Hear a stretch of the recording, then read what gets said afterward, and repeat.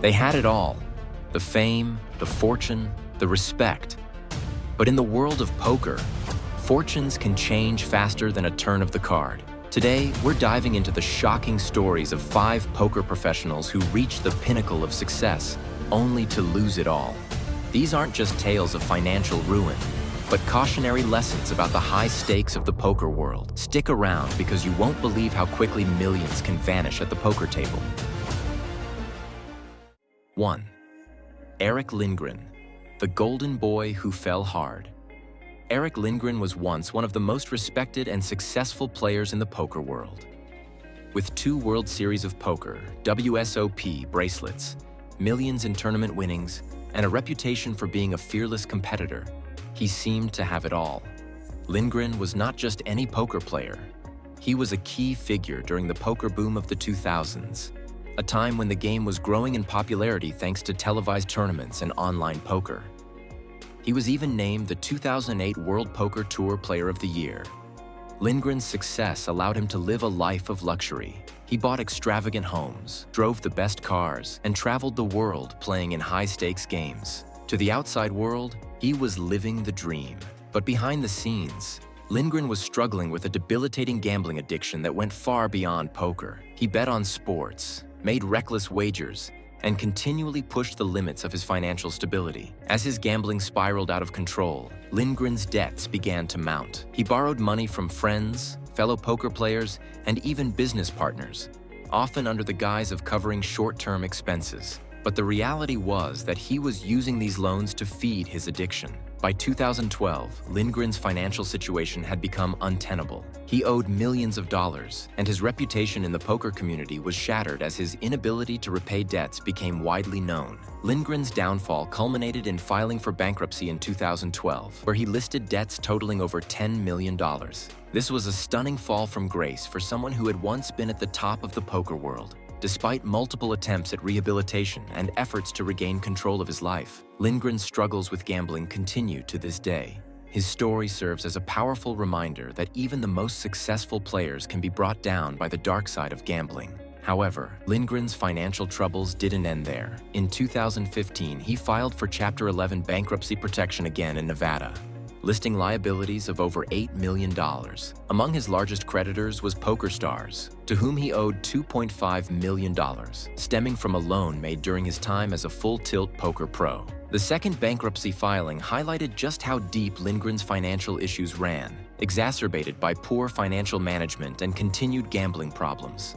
Despite these challenges, Lindgren continued to participate in poker tournaments, and his name still carries weight in the poker community. 2.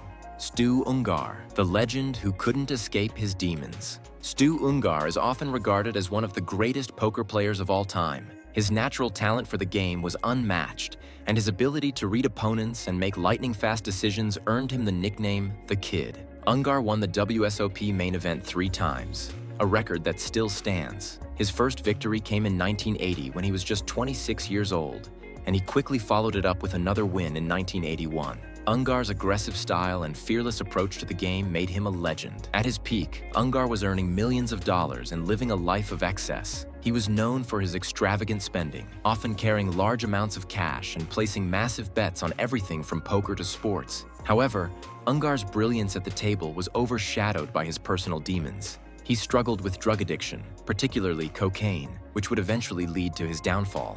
Ungar's addiction became increasingly severe as his career progressed. Despite his success, he would often disappear for days at a time, engaging in drug-fueled binges that left him physically and mentally depleted. His once vibrant personality began to deteriorate, and his ability to perform at the poker table suffered as a result. By the late 1980s, Ungar had squandered most of his fortune on drugs, gambling, and a lavish lifestyle. In 1990, Ungar made a brief comeback, winning the Amarillo Slim's Super Bowl of poker, but his addiction continued to take its toll. His health deteriorated, and his financial situation became increasingly dire. Despite winning the WSOP main event again in 1997, his third victory, Ungar was broke just months later. He had borrowed money from friends to enter the tournament, and used his winnings to pay off debts and fuel his addiction. Ungar's tragic end came in 1998 when he was found dead in a cheap motel room in Las Vegas. He had no money to his name, and the once great poker legend had been reduced to living in squalor. His death was a sobering reminder of the destructive power of addiction, even for someone as talented as Stu Ungar. 3. Brad Booth, the maverick who gambled too big. Brad Booth, known as Yukon Brad, burst onto the poker scene with a fearless and aggressive playing style that earned him a reputation as one of the most daring high-stakes players in the game. Booth made a name for himself in the mid-2000s, regularly competing in some of the biggest cash games in Las Vegas. He was a fixture in the high-stakes poker community, often playing against legends like Phil Ivey, Doyle Brunson, and Patrick Antonius. Booth's rise in the poker world was meteoric. He reportedly won millions of dollars in cash games and was considered one of the best cash game players in the world. However, Booth's success came with a price. His aggressive style and willingness to gamble big made him a formidable opponent, but it also led to significant losses. Booth was known for taking on massive risks, both at the poker table and in his personal life. As the years went on, Booth's fortunes began to decline. He made a series of bad financial decisions, including risky investments and failed business ventures. At the same time, he continued to gamble at the highest stakes, often finding himself on the losing end of multi-million-dollar pots. By 2012, Booth's financial situation had become dire. He owed hundreds of thousands of dollars to other players and creditors and was struggling to stay afloat. Then, in a shocking turn of events, Brad Booth disappeared. He vanished from the poker scene, leaving behind a trail of debts and unanswered questions. For months, no one knew where he was or what had happened to him. There were rumors that he had fled the country, that he was hiding from creditors, or worse. Some feared that Booth had met a tragic end. In 2013, Booth resurfaced, revealing that he had been living out of his car, broke and struggling to rebuild his life. His disappearance was not a calculated move to escape his debts, but rather a result of hitting rock bottom. Booth's story is a stark reminder of how quickly fortunes can turn in the poker world. One day you're on top of the world, and the next, you're struggling just to get by. Even now, Booth's legacy in the poker world is one of both admiration and caution. He remains a symbol of the highs and lows of poker, a game where fortunes are won and lost in the blink of an eye. 4. Gavin Griffin, the young phenom who lost it all. Gavin Griffin was a young phenom in the poker world, bursting onto the scene in 2004 when he became the youngest player ever to win a WSOP bracelet at just 22 years old. Griffin's success didn't stop there. He went on to win major titles on the World Poker Tour and the European Poker Tour, making him one of the most decorated players of his generation. With millions in tournament winnings and a bright future ahead, Griffin seemed destined for greatness. As his fame grew, so did his spending.